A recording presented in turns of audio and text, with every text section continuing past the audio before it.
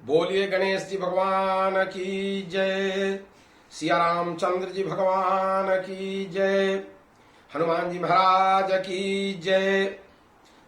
पुनः आज मैं आप सभी भक्तों के समक्ष उपस्थित होता हुआ, रघुनाथ जी के चरण में आता हुआ, महावीर बजरंग बली जी को मनाता हुआ, गोस्वामी तुलसीदास जी द्वारा रचित रामचरितमानस के पंचम सोपान श्री सुंदरकांड के कुछ चौपाइयों का वर्णन करने जा रहा हूं।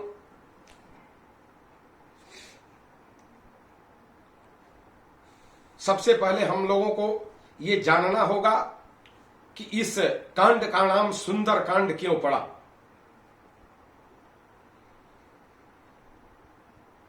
विद्वानों ने बताया है सुंदरेति इति सुंदरा। इस कांड में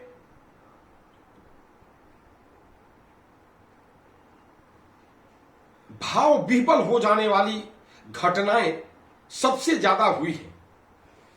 प्रसन्नता की घटनाएं बहुत ज्यादा हुई है। इसलिए इस कांड का नाम गोस्वामी जी ने सुंदर कांड रखा। जैसे आप सब देख रहे होंगे, हनुमान जी विभीषण जी से मिले, कैसी मनोदशा उन दोनों की रही। दो संत जब आपस में मिले, मैंने पिछले भी अपने आख्यान में इसकी चर्चा करी थी। तत्पश्चात माता सीता के विरह काल में हनुमान जी का मिलन माता से हो रहा है। कितनी मार्मिकता इस सुंदरकांड में दिख रही। इसी मार्मिकता के आधार पर गोस्वामी तुलसीदास जी ने इस कांड का नाम सुंदरकांड रखा होगा। जैसा कि मेरा ये अपना निजी राय है। इस कांड में भाव विह्वल हो जाने वाली कथा का क्षण बहुत अधिक आ रहा है, इसीलिए इसका नाम सुंदरकांड गोस्वामी जी ने रखा होगा। पुनः आज आगे की कथा को मैं आरंभ करता हूं। गोस्वामी तुलसीदास जी ने चौपाई में दोहा में लिखा है, रघुपति कर संदेशु अब सुनु जननी धरि धीर, अस कही कपि गद गद भयऊ भरे बिलोचन नीर। हे माता, अब धीरज रख के आप रघुनाथ जी ने जो संदेश मुझे आपको बताने के लिए दिया है उसे आप सुने। अस कही कपि गदगद भयऊ। हनुमान जी गदगद हो गए। हनुमान जी बहुत प्रसन्न हो रहे हैं कि मेरे को अपने मालिक का संदेश माता के पास सुनाना है। इतना पुण्य का कार्य मेरे को इस संसार में मालिक ने दिया। इसको अनुभव करके हनुमान जी गदगद हो गए। उनका सारा शरीर पुलकित हो रहा है और उनकी आंखों में जल आ गया है, यह जानकर कि मैं अपने मालिक के संदेश को माता को सुनाने जा रहा हूं। तत्पश्चात चौपाई है, कहु राम वियोग तब सीता, मोकहु सकल भय विपरीता, नवतरु किसलय मनहु कृषाणु, काल निशा सम निशि शशि भानु। कहु राम वियोग तब सीता। हनुमान जी ने बोला, हे माता जानकी, श्री रघुनाथ जी ने यह संदेश दिया है कि हे सीते, तुम्हारे वियोग मेरे लिए सभी पदार्थ प्रतिकूल हो गए। सभी पदार्थ, आप रामचंद्र जी की बात हनुमान जी बता रहे हैं कि राम जी ने कहा है कि हे सीते, आपके विलग हो जाने से, अलग हो जाने से ये पूरी संसार की तमाम चीजें, तमाम वस्तुएं मेरे से विपरीत हो गई। क्या क्या विपरीत हो गई? मुंह कहु सकल भय विपरीता, नवतरु किसलय मनहु कृषाणु। नए नए जो कोमल कोमल पेड़ के पत्ते हैं वे सब तलवार के समान हो गए, ऐसा लग रहा है। काल निशा सम निशी शशि भानु, और जो रात्रि है वो काल रात्रि के समान हो गया। और काल निशा सम निशी शशि भानु, और निशी कहते हैं चंद्रमा, और चंद्रमा जो है वो सूर्य के समान तप से लेकर के मेरे सामने आ रहे हैं, ऐसा प्रतीत होता है। ये भगवान हनुमान जी कह रहे हैं रामचंद्र जी का संदेश माता सीता जी को।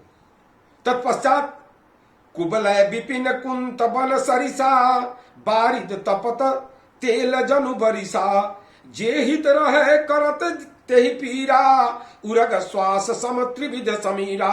और हनुमान जी बोलते हैं कि रघुनाथ जी ने कहा है कि कमल का वन जो है, कमल के पौधे, कमल फूल का जो पौधा है उसका वन जो है वह कैसा लग रहा है? कुबलय विपिन कुंत वन सरिसा, और कमलों के वन जो है वह भाला के समान, त्रिशूल के समान मुझे लग रहा है। बारिद तपत तेल जन बरिसा, और जो बादल है, मेघ के बादल, लग रहा है जैसे उसमें से गर्म तेल अब निकलने वाला है, गर्म तेल के समान बारिश होने वाली है, ऐसा मुझे जान पड़ता है। भगवान रघुनाथ जी अपनी व्यथा बता रहे हैं कि हे भगवती, हे सीता, आपके विरग हो जाने से, आपके अलग हो जाने से मेरे को कितनी पीड़ा हो रही है। सारा ये तमाम संसार जो है वह मेरे को विपरीत लगने लगता है। जब व्यक्ति के जीवन में कठिनाइयां आती हैं तो वो तमाम तरह की कठिनाइयां लेकर जीवन में आती है, उस समय व्यक्ति को धैर्य धारण करना चाहिए। जो व्यक्ति जब समय विपरीत हो, काल जो है वो किसी को छोड़ा नहीं। जब मर्यादा पुरुषोत्तम श्री रामचंद्र जी को भी एक काल ने अपने चंगुल में ले रखा है। इस समय हर चीज भगवान को विपरीत ही विपरीत दिख रहा है। कमल का वन जो है वह भाले त्रिशूल के समान लग रहा है। कुबलय विपिन कुंत वन सरिसा, बारिद तपत तेल जन बरिसा, जे हित रहे करत तेहि पीरा, उरग श्वास सम त्रिविध समीरा। जो हित करने वाले थे वे सब पीड़ा दे रहे हैं, ऐसा महसूस हो रहा है, ऐसा अनुभव हो रहा है रघुनाथ जी को। जो जितने भी सब हमारे पक्ष में थे वे सब मेरे को पीड़ा दे रहे हैं।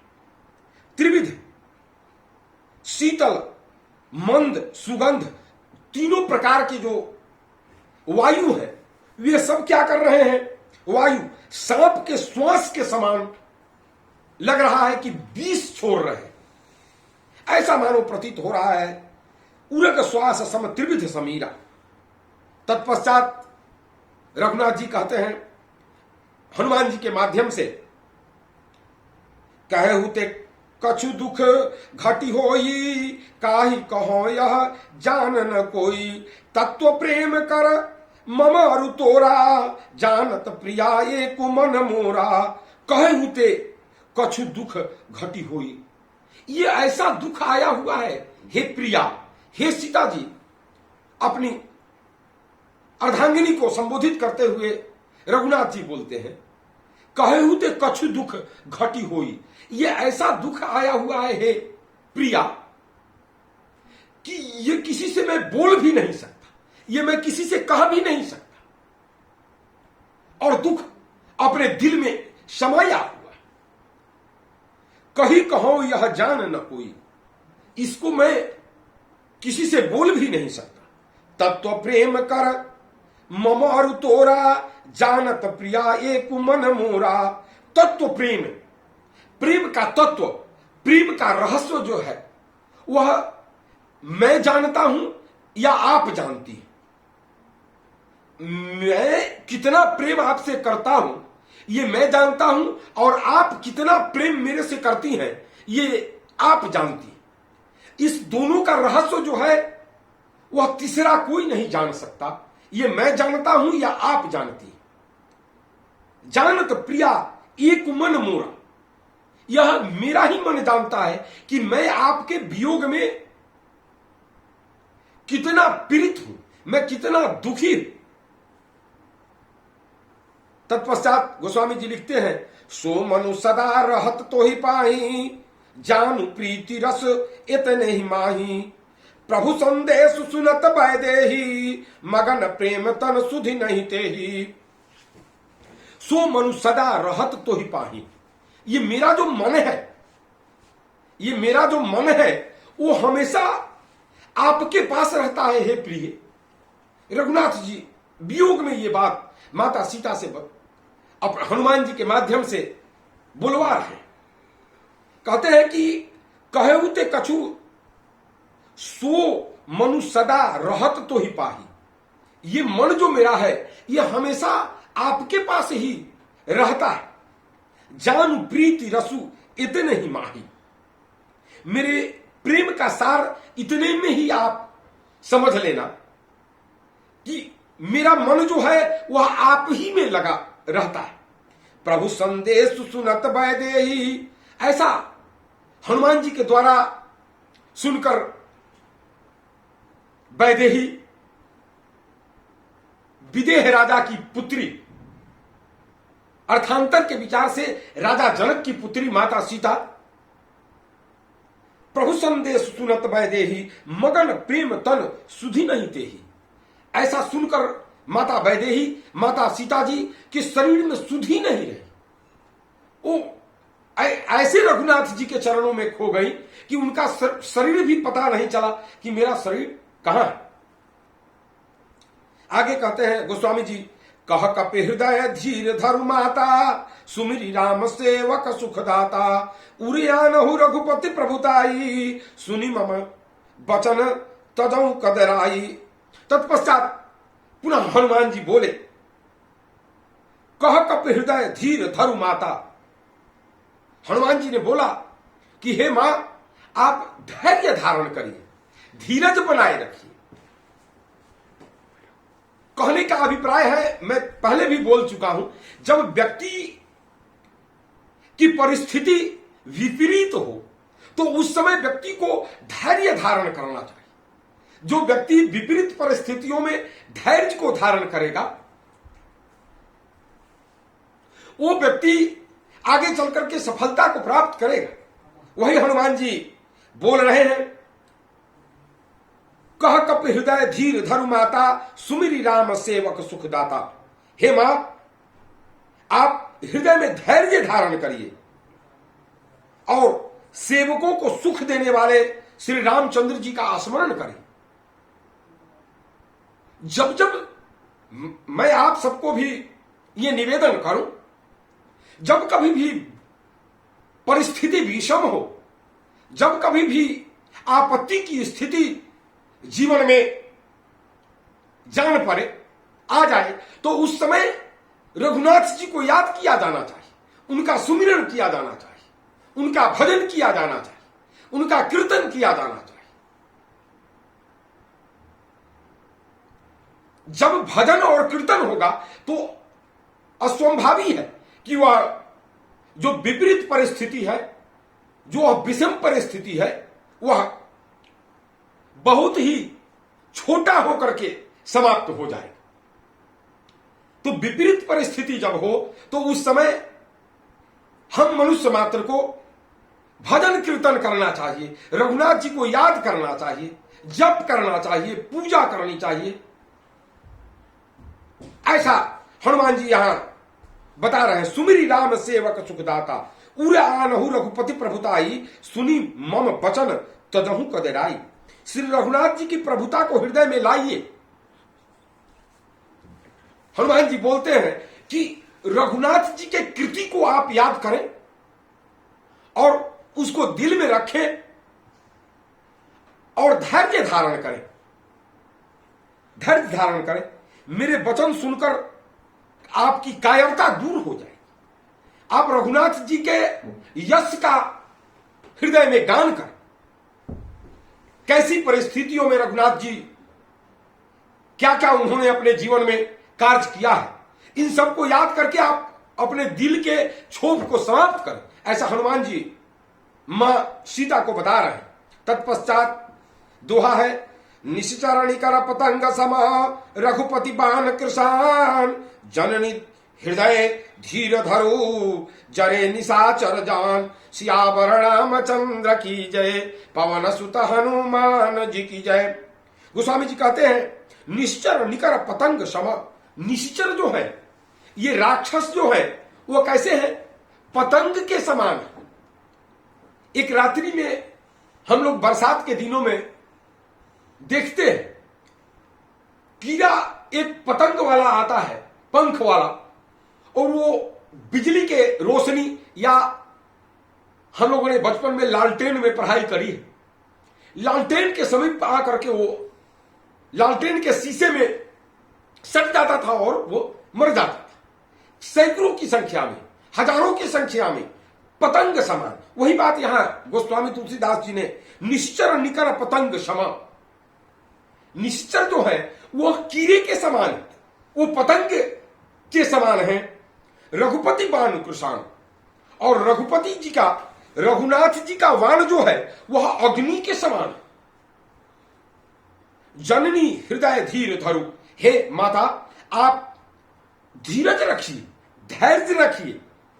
धरु जरे निशाचर जान, ये जितने जो निशाचर हैं वो वही कीड़े के समान, जो पतंग जो बरसात के दिनों में अग्नि के समीप आकर के जल जाते हैं, वैसे ही ये राक्षस प्रजाति जो है वह रघुनाथ जी के वाण के सामने आते ही जल जाएंगे। तत्पश्चात चौपाई है, जो रघुवीर होति सुधि पाई, करत नहीं विलंब रघुराई, राम बान रवि हुए जानकी, तम बरूथ कह जातु धान की, जो रघुवीर होति सुधि पाई। हे मां आप क्षोभ क्यों करती? अगर रघुनाथ जी को आपका अगर सुधि मिल गया होता, आपकी अगर खबर मिल गई होती, करते नहीं विलंब रघुराई, तो रघुनाथ जी क्या विलंब करने वाले थे? नहीं, वो विलंब नहीं करते, उनको अभी तक आपकी सुधि नहीं मिली। जो रघुवीर होति सुधि पाई, करत नहीं विलंब रघुराई, राम बाण रवि उए जानकी, तम बरूथ कह जातु धान की। हे जानकी, राम बाण रूपी सूरज के उदय होने पर राक्षसों की सेना रूपी अंधकार कहां रह सकती है? रामचंद्र जी का राम रूपी बाण जब चलेगा तो ये निश्चर जो है राक्षस का संहार हो जाएगा। ऐसा हनुमान जी बोलते हैं, अब ही मातु मैं जाऊं लवाई, प्रभु आय सुनहि राम दोहाई, कछुक दिवस जननी धरु धीरा, कपिह सहित अहे रघुवीरा। अब ही मातु मैं जाऊं लवाई, हे मां भवानी, हे मां सीते, मैं अभी आपको लेकर के यहां से चला जाऊं। हनुमान जी बोलते हैं कि मेरे पास इतनी शक्ति है रघुनाथ जी ने दी हुई कि मैं अभी आपको यहां से लेकर के चला जा सकता हूं। अब ही मातु मैं जाऊं लवाई, प्रभु आय सुनहि राम दुहाई। लेकिन रघुनाथ जी की ये आज्ञा नहीं है, उनका ये शपथ नहीं है। मेरे को रघुनाथ जी ने जितना काम दिया है मैं उतना ही करूंगा। आगे लिखते हैं गोस्वामी जी, कछुक दिवस जननी धरुधीरा, कपिह सहित अहे रघुवीरा। प्रभु आयसु नहीं राम दुहाई। यहां हनुमान जी कहते हैं कि हे मां, मेरे को जितना काम दिया गया है उतना ही मैं करूंगा। ये दूत का एक लक्षण है, दूत की एक महिमा है। हनुमान जी के पास इतना बल है, इतना बुद्धि है, इतनी विवेक है कि वो चाहते तो रावण को के लंका को पूरा संहार करके अकेले और माता सीता को लेकर के जा सकते थे, लेकिन नहीं, मालिक ने जितना काम दिया है उतना ही करके हनुमान जी को रिपोर्ट करना है। हम सबको इससे शिक्षा लेनी चाहिए। जितना कार्य हमें मिला है, एक लक्ष्य की प्राप्ति हमको जहां मिली है, उस लक्ष्य को संधान करके मनुष्य को फिर अपने मालिक के पास आ जाना चाहिए। ये हनुमान जी यहां बता रहे हैं। कछुक दिवस जननु धरुधीरा, कुछ दिन ही, हे मां आप कुछ दिन धैर्य रखिए। कपिह सहित आई है रघुवीरा। रघुनाथ जी बानरों की सेना के साथ यहां आएंगे और आपको ले जाएंगे। निश्चर मारी तो ही ले जाए, तिहु पुर नारदादि जसु गए। निश्चर मारी, राक्षसों का संहार करके आपको यहां से वो ले जाएंगे। तिहुपुर नारद आदि जसु गए हैं, और उसके बाद नारद आदि ऋषि मुनि महर्षि जो हैं वो सब इस कथा को गाएंगे, सुनेंगे। है सुत कपि सब तुम्हें ही समाना, जातु धान अति भट बलवाना। उसके बाद माता सीता बोलती है। माता सीता को संदेह होता है कि ये जो कपि आए हैं, ये जो रघुनाथ जी के सेवक आए हैं, और ये इतने बलशाली हैं, क्या और सभी जो वानर की सेना है इसी समान बलशाली है? मां ऐसा क्यों सोच रही है? माता सीता ने लंका में देखा है रावण के दरबार में बहुत बलवान बलवान निश्चर बैठे हुए। अगर एक हनुमान जी इस पूरे लंकन को दहन कर सकते हैं, तो क्या माता सीता जानना चाहती हैं कि क्या हे पुत्र तेरे ही जैसे बलवान तुम्हारी वानर सेना भी है?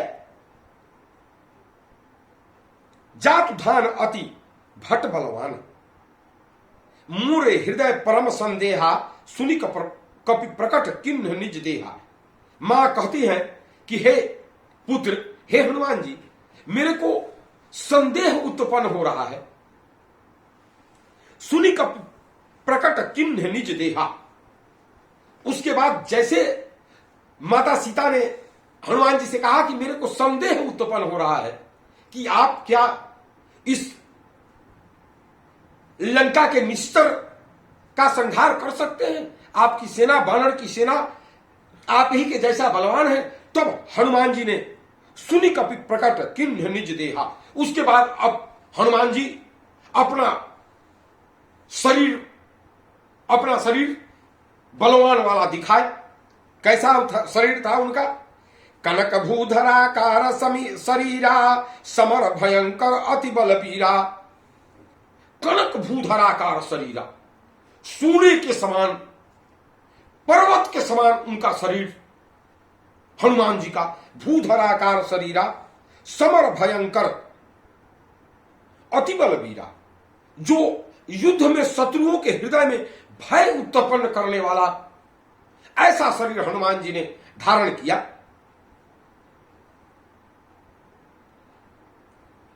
सीता मन भरोस तब भयो, पुनि लघु रूप पवन सुत लयो। सीता जी को तब जाकर भरोसा उत्पन्न हुआ कि अरे इतना बलशाली रघुनाथ जी का सेवक यहां आया है। उनके शरीर को देखकर मां भवानी अचंभित हो गई। पुनि लघु रूप पवन सुत लयऊ। तब हनुमान जी ने, जब माता सीता को भरोसा हो गया, तब हनुमान जी ने अपना शरीर जो है सो छोटा कर लिया।